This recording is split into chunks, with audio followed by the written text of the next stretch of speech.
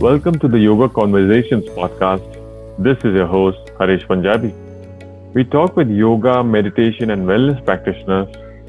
We explore this mystic space, try to dissect it, and make it accessible for everyone. Let's begin with the show. Welcome, everyone. Today, we have with us Kanika Manchanda. She's a software engineer and MBA, and she has worked as a corporate consultant for 8 years. Then she discovered yoga, where she experimented with it a lot. She is now a certified classical Hatha Yoga teacher from the Isha Yoga Foundation, and she is the founder of Nisarga Hatha Yoga. She freelances as a corporate consultant promoting a healthy lifestyle and experiments with yogic recipes in her kitchen. Welcome, Kanika. Thanks, Harish. Thanks. Thanks for the lovely introduction. Thank you. So, I'll jump right in. How were your growing up years and what made you take up yoga? So, so growing up, I had a very vibrant childhood. I was a very adventurous child, you know, and like children are like full of life. And my father was in the army, so we would move around a lot. So growing up meant, you know, changing different schools every 2 years. To me, it was amazing because I loved going to new places, discovering new friends. So, you know, I thrived on that. Yeah, it can be intimidating for other kids, but for me, I used to love it, like going to a new place and making new friends. So childhood was amazing. We lived all over the country. We had access to all kinds of sports facilities, and just life was very vibrant and full of adventure. So life as a kid growing up in the army was amazing.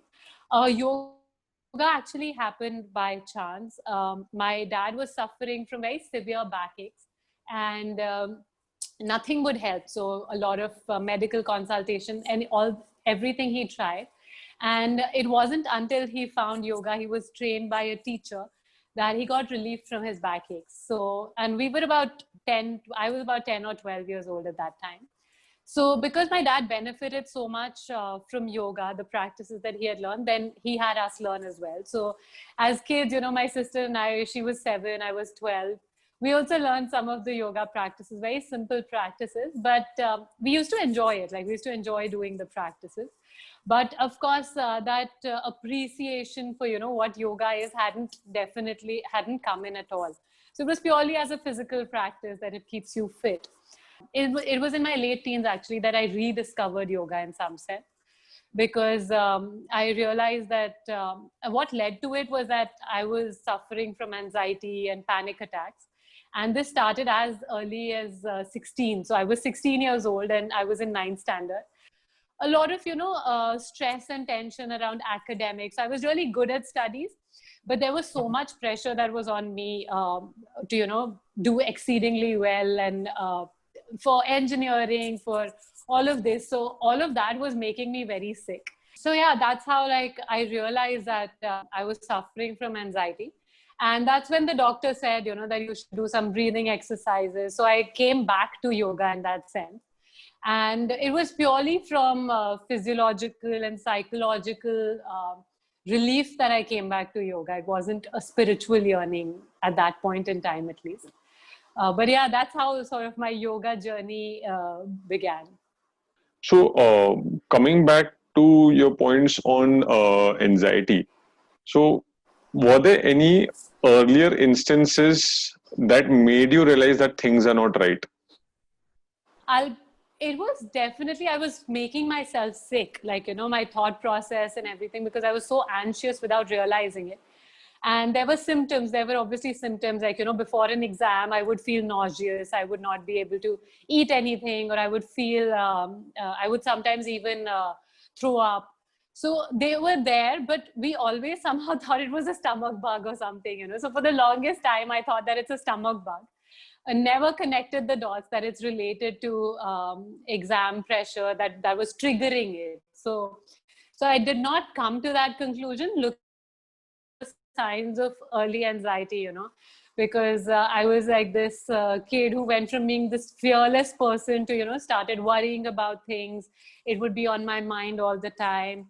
And I was constantly going over things in my head that, like scenarios that what if I don't do really well in my exams? What if I don't get this percentage and things like that?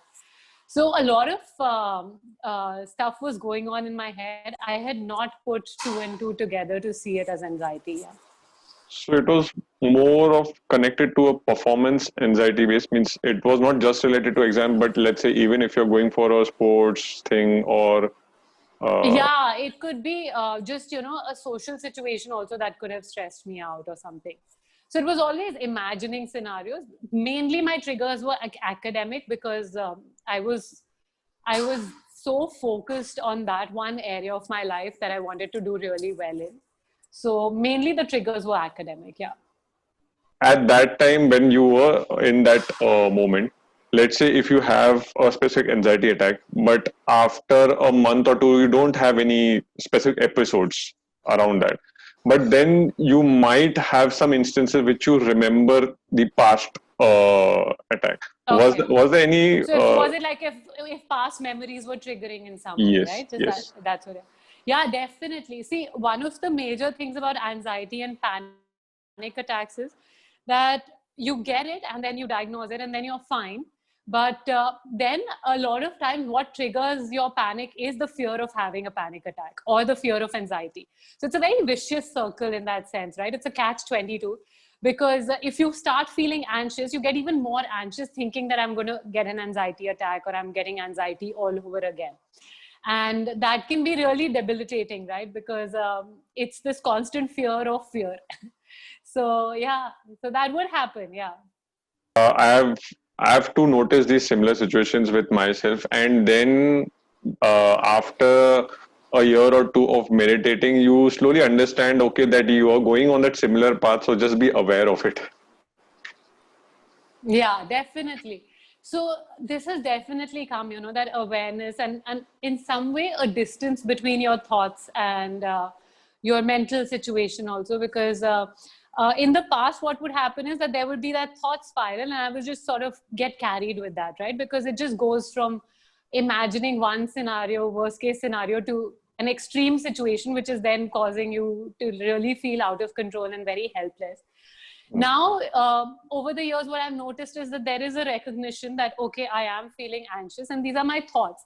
But you can bring a certain distance and space between that. So you're not getting carried with that sort of river. You're just observing it flow, but you're not swimming in it. Right, right. Or you're not getting flown into it. Yeah, you're not That- like getting carried with it. Yeah. that's right, that's right. So moving on to the topic of depression, what are the signs that help you differentiate from someone who's proclaiming that he or she is depressed to someone who is actually or chronically depressed? Okay. So, of course, I'm not a doctor, I'm not a therapist, so I'm not really qualified to make an assessment in that sense. However, there are certain things that you can pick up on.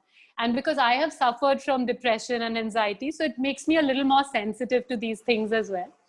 And one of the things is that these days, everybody thinks they're depressed. It's almost like, That's right. this term is being used so casually. Everybody's like, oh, I'm depressed, that, this happened.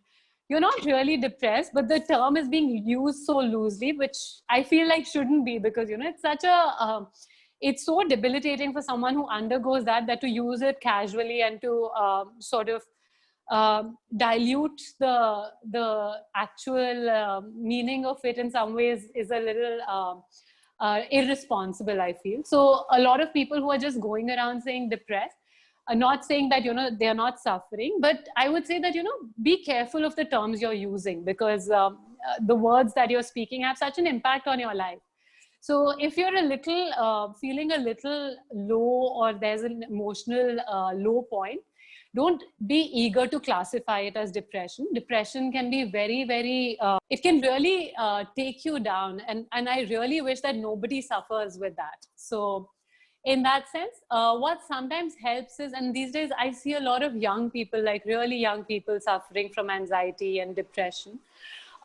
You pick up on certain signs, you pick up on verbal communication, you pick up on body language as well. So it's not exactly a diagnosis that I'm qualified to make, but you do get a sense of being of what the person is sharing, and you can pick up on certain non-verbal cues as well. So that usually helps to figure out. Also, what I've seen is that most people are still very shy, or very reluctant to come forward and talk to someone about it. They do see a certain, once they've built a certain level of trust with the person, mostly, they feel more comfortable sharing it. But that's one of the things that I encourage participants to talk about as well, because when they call me asking me for advice about, which yoga program to start with, I try to put them at ease and, just really understand what is it that they're primarily looking at. There would be people who are looking at physical well-being, that, they just want to be fit, which is one aspect of the practices that you can do. And then there are people who share that, I have been feeling distressed, I've been feeling low, and I've been feeling anxious. So I would want something that calms me down. I would want a practice that helps me. So, and it helps when people are upfront about this and candid, because then you can guide them the right way, right? So in some sense, I'm not saying I'm a doctor, but in some sense, if that kind of trust and that kind of openness is there with participants, it helps to guide them on the right practices as well. That's a very good point. And again, as we are talking about, let's say, what programs we can suggest people, another question that does pop in my mind is, let's say, if someone is actually chronically depressed, would you, let's say, recommend them to take a 10-day meditation, silent meditation retreat? Would that be advisable? What are your thoughts on it? So, see, to be honest, a lot of people think that they'll go for like a yoga boot camp, or they'll go for like a 10-day silence program, and it'll be really transformational. And it can be as well. I'm not saying it can't be, because the power of yoga and meditation is so immense. However, I feel like even these things should be approached with a certain awareness, because sometimes, if you're already suffering from anxiety and depression and you put yourself through something like this, if you're so distressed and you're not able to really give yourself to the program, or you're not able to be okay with the rigor of a program like that, it might also trigger certain other things within you, that might manifest in a different way. And who knows, how it turns out. So always we say this, that, whenever there's someone suffering from any mental health issues, don't force yourself into a rigorous program that will, because you think that it'll just take it out of your system. Instead, we always say that, start with some simple practices. The first thing we recommend is pranayam, and a simple pranayam and some chanting. So that pranayam and chanting alone, it balances your system in such a way that it will make you more receptive to the practices, the other practices, the more advanced practices, before you start to take them. A lot of times, someone who's suffering from extreme anxiety or paranoia, they really struggle to, be by themselves with their thoughts. So if they're doing a practice with their eyes closed, or if you ask them to just sit and meditate, it's going to be really difficult for them, right? They're already in a difficult space. For them to face that with that fear in themselves head on can become so challenging, right? So in that sense, we always tread with a lot of caution. We always tell them that, please do not consider this as replacement for your treatment and therapy, whatever it is that you're undergoing. You continue with whatever your medical advice is. You start doing yoga. You definitely start doing yoga. It will help you. But do not sort of go cold turkey on your medication, on your therapy, because it's so delicate. Your mental balance is so delicate. You want to approach it with the right sort of awareness. So in that sense, I know that there are people who say that, they went to a Vipassana course and they cured themselves, and I'm not discounting that at all. Yoga for me has been so transformational. It has completely changed how my mental health was, how my physical, emotional health, everything was. But I always, as a teacher, it would be very irresponsible if I said that, you just do this program and you will be okay. Because you have to really approach this with a certain kind of awareness and sensitivity. So even when sometimes, parents or family members are like, ab bas isko yoga kara do aur theek kar do. That's not how it works, right? It took a certain amount of time for it to degenerate to that situation. It needs to be approached in a way with a certain kind of sensitivity. So you need to, it won't be a magic pill that you take one night and the next day you're cured. You have to approach it with a certain respect to the practice as well. That's a very good point. It's very much similar to let's say a kid who's not performing well in school, and then the father says you have to send him out to a hostel and everything will be fine there. Yeah. Yeah. See, there's no point, making yourself miserable and putting yourself through something so difficult just because you're desperate. Desperate times sometimes can have a phenomenal amount of motivation behind them. But however, I feel like when you're approaching something with that awareness, it really flowers into something beautiful. So, coming back to your yogic journey, what was the time that you got into Isha Foundation? This was in 2017. I had no idea about Sadhguru. Like, I'd seen a couple of his videos and I thought, okay, he says things really interesting. He's so wise and he's logical.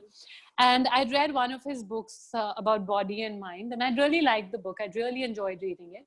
But I had no idea. I had no idea about Isha Foundation. I had no idea that Isha had yoga programs. I didn't even know that they have a teacher training program.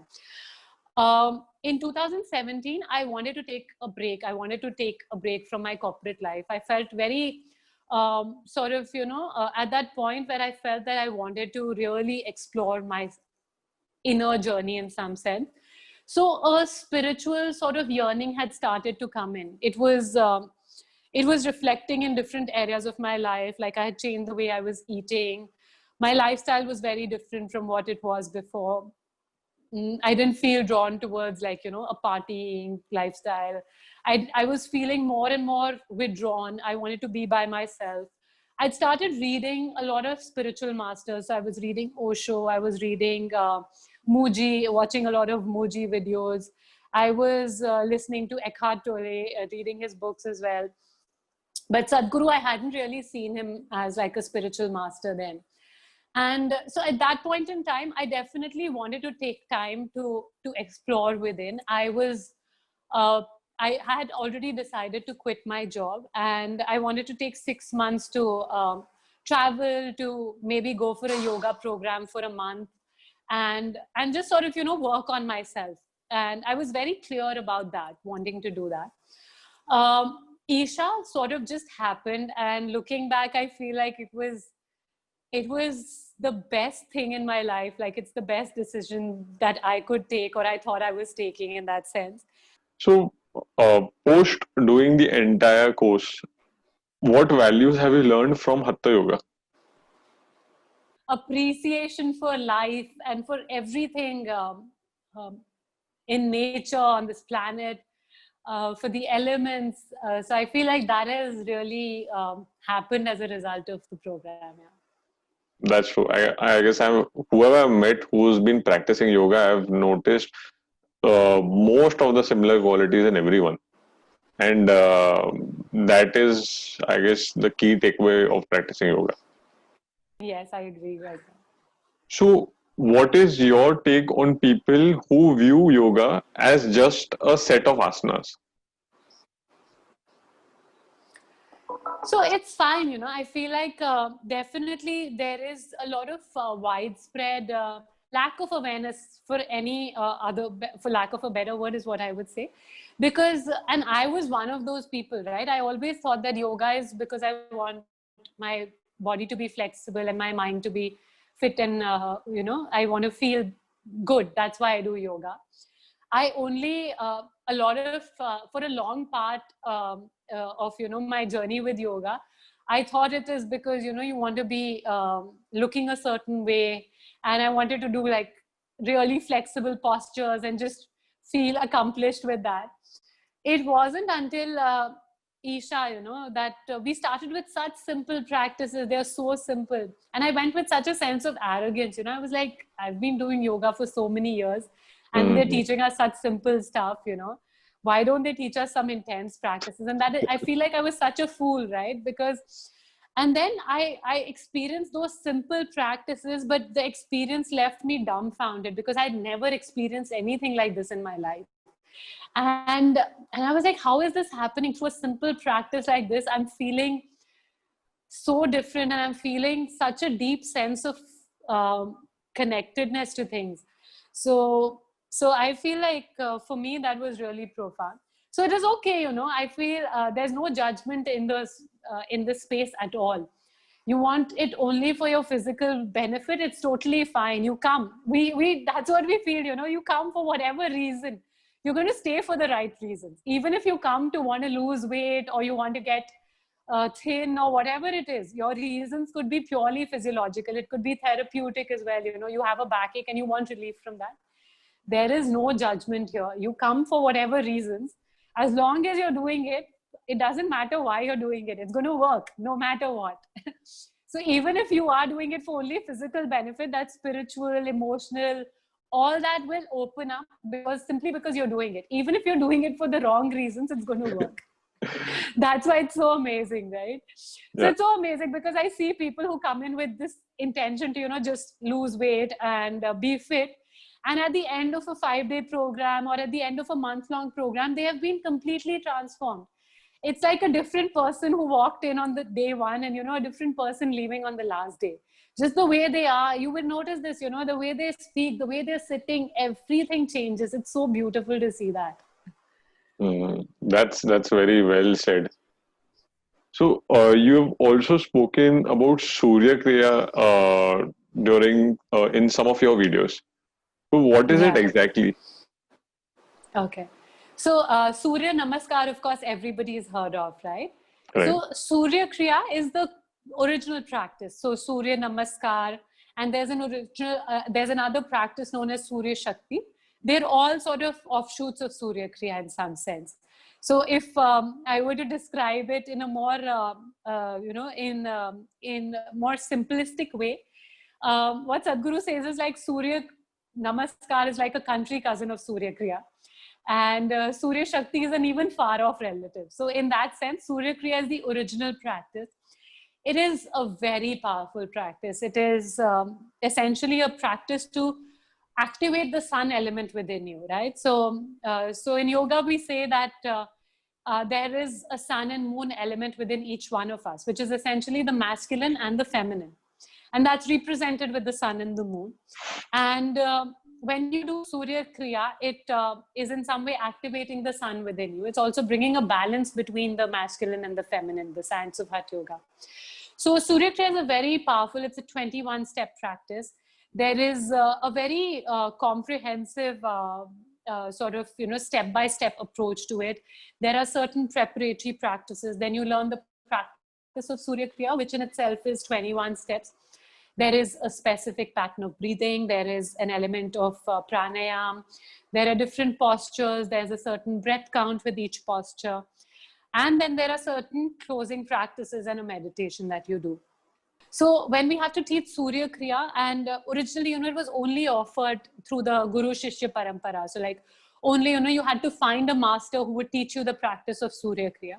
Right. Now, of course, in its current form, it's being offered through Hatha Yoga teachers all over the world, Isha Hatha Yoga teachers. Moving on to you, how do you prime yourself for the day? Do you have any specific morning routine? On days that I have my classes, I have to sometimes wake up at, 3:30 to 4:30. It usually depends. If I have to go for a class, like when I go to the Delhi, if I have to go to Delhi to take a class at 6 in the morning, then I have to reach there at 5. So I leave my place at 4:30, which means I have to wake up by 3:30 usually. So, but that is on days that I have classes. Days that I don't have classes, I try to wake up early and, at least in terms of morning rituals, I'll usually shower, get dressed. We always shower before we do our yoga practices. So, and we also require to be on an empty stomach. So you want, your system to be completely clean. So you freshen up, you empty your bowels, you shower and get ready for your practices.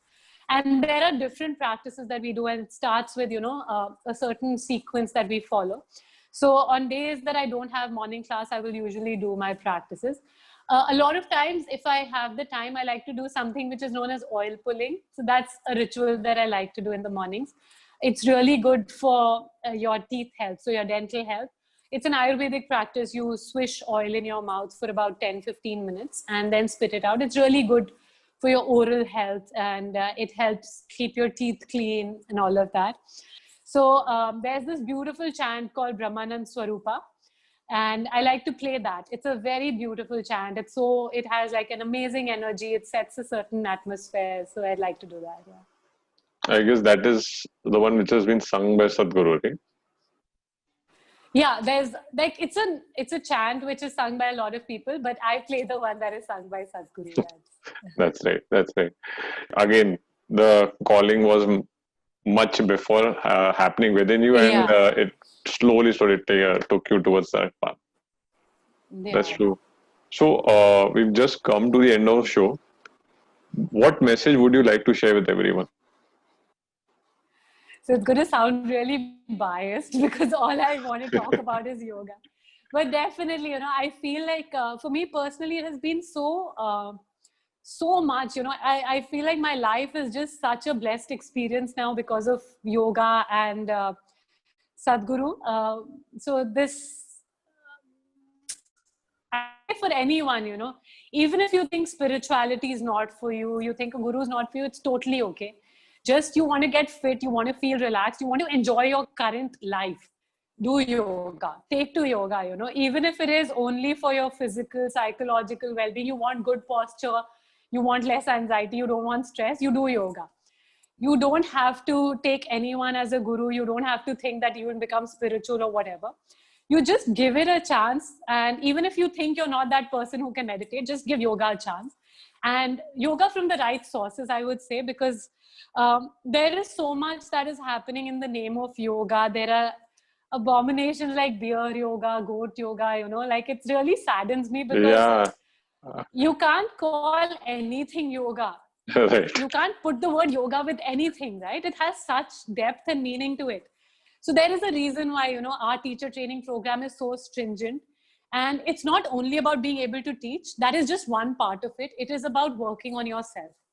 It is like 90% of our training was actually us just working on our own selves, because till you are in a certain way, you are not prepared to offer something that is so profound, right? Till you experience it, you won't value it. You might only see it as something that is a job for you. But for me, it's something so much deeper. So I would say, please explore yoga and go there with an open mind and without any prejudice, and just let it unfold. Okay, Kanika. Thank you for being in part of the show. And where can everyone find you on the Thank internet? you so much, Arish. My Instagram handle is kanika.hatyoga. So Kanika, K-A-N-I-K-A. And Hatha is Hatha yoga. I also have a YouTube channel, Nisarga Hatha Yoga. I will be posting all the links in the show notes. And I guess Thank we you. didn't have time to talk about the yogic recipes, but yes, sometimes in the future we'll definitely connect on that too. Yeah, for sure. I have a couple of recipes already on my Instagram and my YouTube. So if you want to try some nice healthy salads and other options as well, like some really delicious things, you can check that out. Definitely, definitely. Okay, thank you, Kanika, for being part of the show. Thank you so much, Harish. Thank Thank you. you. Yeah. Thank you everyone for Yeah. watching.